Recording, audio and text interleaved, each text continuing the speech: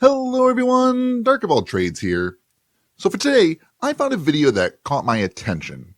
I was doing my usual scrolling and I stopped on a short that was different than the others. The picture looked standard and really there wasn't anything that would have jumped out too much for anyone besides me. So let's just get into it. The video is from a larger channel called Christ Developed. So I did a bit of digging and I found out this guy's name is David Hammond. His website shows him holding a sign out somewhere in public, generally being a street preacher, though it looks like his site is for him to promote his street preacher coaching lessons. That's a bit suspicious. But enough about the guy. When I saw this video, it had my name on it. Literally, it had my name on it. This video is titled, Dark Truth About Atheism, in all caps.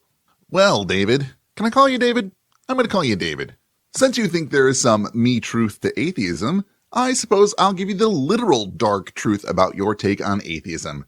So let's see what David thinks about atheism. Only heaven silent for an answer. In the atheistic worldview, right? And here's the thing, you have no morality. You can't call anything good or bad. So I'm not sure he's actually talking to an atheist, or if he has done any creative editing to make it look like this atheist is agreeing with him to strengthen his points. But this lady is nodding like she agrees with him here. Why? But that's not the point. The point here is the claim that atheists, quote, have no morality. I love how this ignores, well, reality. Let's start with something simple. Morality is just a system of values and principles that guide behavior. I have values, I have principles, that means I have morality. Case closed. What David really seems to mean is that atheists don't have his morality. But if that's the standard, then he'd have to say that every religion or even different denominations of Christianity also have no morality, just because they don't follow his exact beliefs. But that would be ridiculous, and yet here we are. Now I get why he's confused. Atheism itself doesn't prescribe a moral system in the way that a religion might. But that doesn't mean atheists don't have one. My morality, for example, is based on well-being, very similar to secular humanism. If something overall increases well-being, it's generally good. If it overall causes harm, it's generally bad. That's an objective standard based on real-world consequences, not just because an old book says so. Meanwhile, David's morality is tied to a religion that has thousands of interpretations. How does he even determine which Christian morality is correct? By failing? By picking a church? Because unless God is personally sending him divine text messages, he's just making choices like everyone else. So yes, I can call things good or bad, and unlike David, I don't have to claim divine backing for my personal opinions. Atheism, if we came from space bacteria, right? Think of like you're a can of Pepsi, I'm a can of Coke, and we shake it up and there's fizz, okay? David's soda analogy is as flat as old cola. But let's pop the tab on this one. Pause for laughter. 2, 3, 4. The notion that life sprang from space bacteria refers to the panspermia hypothesis. While it's a fun idea, it's more science fiction than science fact. The mainstream scientific consensus holds that life emerged right here on Earth. Fossil records indicate that bacteria have been around since the Precambrian era, roughly 3.5 billion years ago. Comparing us to shaken soda cans bubbling over is a bit carbonated. Yes, our bodies run on chemical reactions, but they're orchestrated by incredibly complex biological systems refined over eons of evolution. Dismissing human consciousness as mere fizz is like saying a symphony is just noise. It's missing the masterpiece. David seems to suggest that if we're just the product of natural processes, we can't have real morals. And that's a leap wider than the Grand Canyon. Our sense of right and wrong likely evolved to help us live together and survive as a species. Philosophies like secular humanism offer solid moral frameworks without needing to call on the supernatural. David's argument loses its fizz when you look closer. Knowing that life and consciousness arose through natural means doesn't water down our moral compass. It deepens our appreciation for the natural world and our place in it. Where's morality in that? Because if we're just a bunch of neurons having our own chemical reactions, how can we objectify this is good or bad? David's question here is like asking, where's the game in a bunch of chess pieces? The game emerges from the rules we set, just like morality emerges from the ethical frameworks we establish. If our goal is human well-being, then actions that promote well-being are good, and those that diminish it are bad. This isn't subjective hand-waving. It's as objective as determining whether a chess move is legal or whether someone won a race. The fact that morality arises naturally doesn't make it meaningless any more than the laws of physics being natural make them any less real. So immediately from the atheist perspective, if they're consistent, you have to remove any shot of morality. You can't account for the Jewish people in the Holocaust. You can't say the slavery is bad. Here, David seems to be claiming that atheists must abandon morality entirely, but that assumes morality requires a God. And as I have said many times, it just doesn't. Morality is about assessing actions based on their impact. The Holocaust and slavery caused immense suffering, so they're morally wrong based on a framework of human well-being. That's an objective measure, not just personal preference. So I guess I can account for the morality of that event, and I can say slavery is bad, and I can say why. It's like he's never actually talked to an atheist about these things and listened to their answers. And since we're talking consistency, let's ask, why does the Bible, and therefore God, say that slavery is acceptable instead of outright condemning it?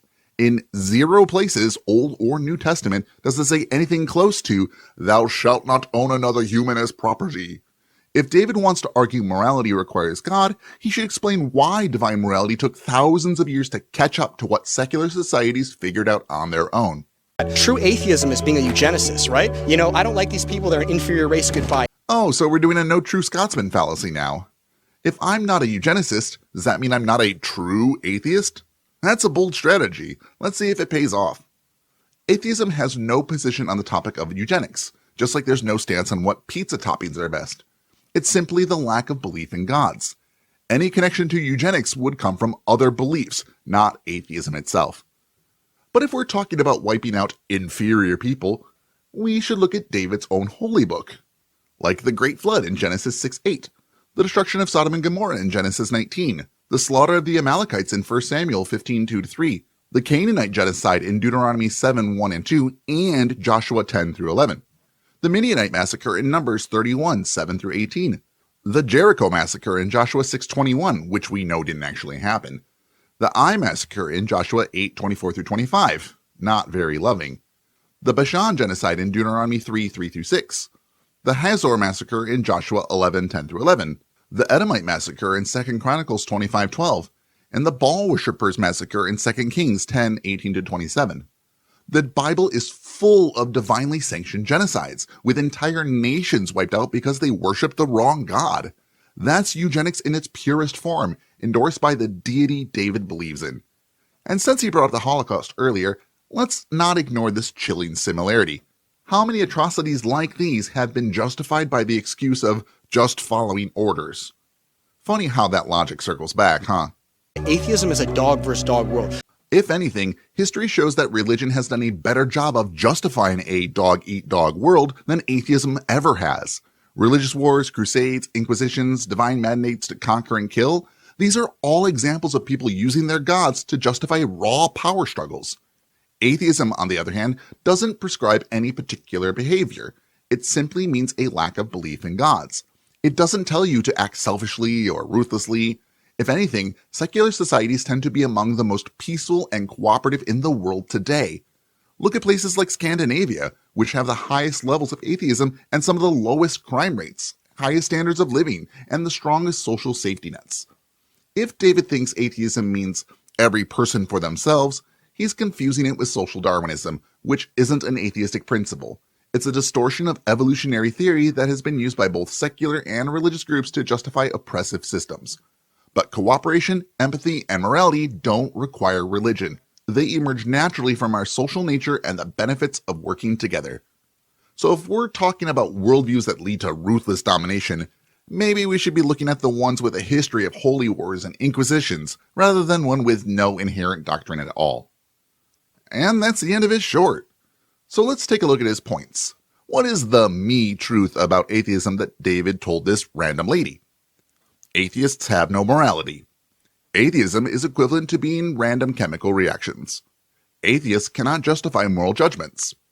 Atheists cannot condemn historical atrocities. True atheism supports eugenics. Atheism leads to a world of ruthless competition. So what do you think? Do you agree with David's points here? Or do you think David missed something or is dishonestly lumping atheists into a category that makes them easier for him to speak poorly of? Let me know in the comments below. Overall, I give this video an absolutely perfect 10 facepalming Mr. Jesuses out of 10. What can I say? This is the GOAT of bad preaching videos. He grossly misrepresents atheism, ignoring the myriad of ethical frameworks like secular humanism. He is abysmally dishonest with at least 3 logical fallacies. He presented, at best, and I know this is a stretch, because he would have to be more honest to get to the level of being considered strawman arguments, as he completely misrepresents atheism and morality. He's so far off he's not even wrong. He needs to be more correct to be even considered wrong. He presents false dichotomies, assuming the only basis for morality is theism, and commits an equivocation by treating atheism as a fully developed moral philosophy rather than just a lack of belief in gods. He neither attempts nuance nor engages with actual atheistic perspectives. The Pepsi and Coke analogy is meaningless, and the eugenics claims is a blatant smear with no historical or logical foundation. He has no references or engagements with any remotely trustworthy academic sources.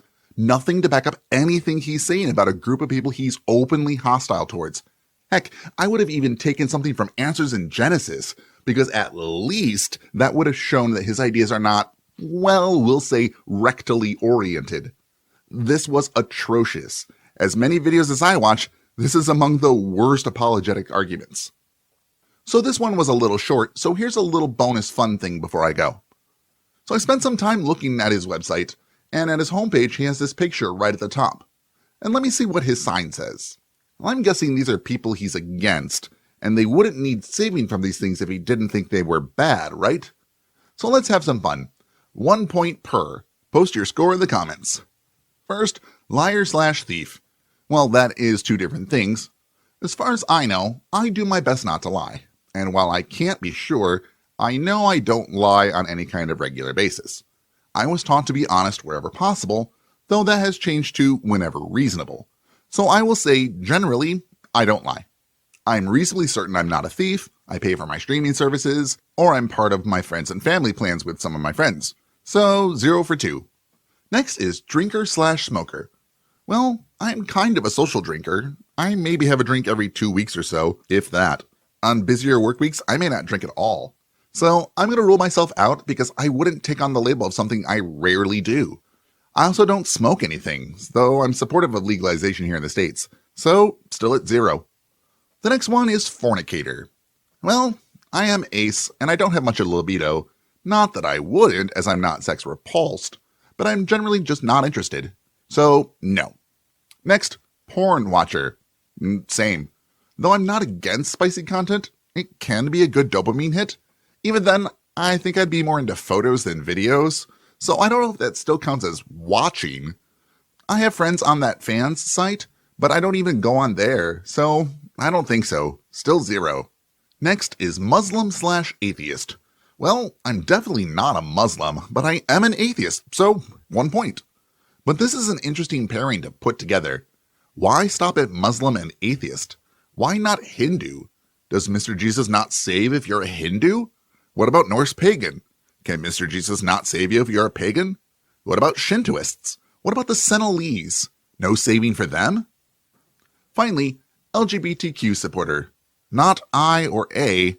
See, us aces get no representation even in the hate speech.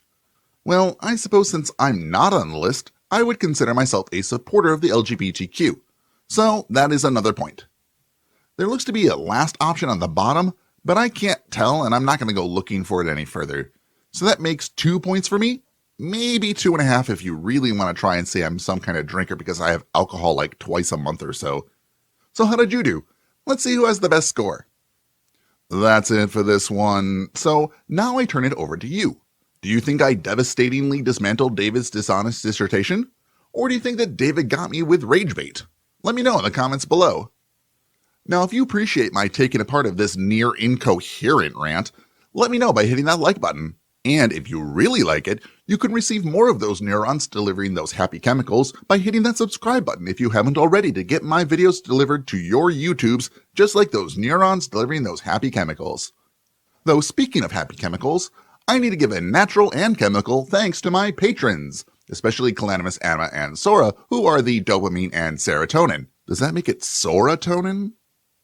among with the rest of you that make up the happy cocktail in the brain that is my channel. If you'd like to be mind-altering, you can join them for as low as a single $1 a month at patreon.com/darkofalltrades. I cannot tell you how great your comments make me feel. I love to see how much you all think about these topics and how carefully and skillfully you put your thoughts into words. The compliments I get really do make me smile. Simply knowing that someone appreciates what I do makes all of this hard work, and let's be honest, agony of watching these preachers, worth it. Thank you so much for everything. And as always, keep learning.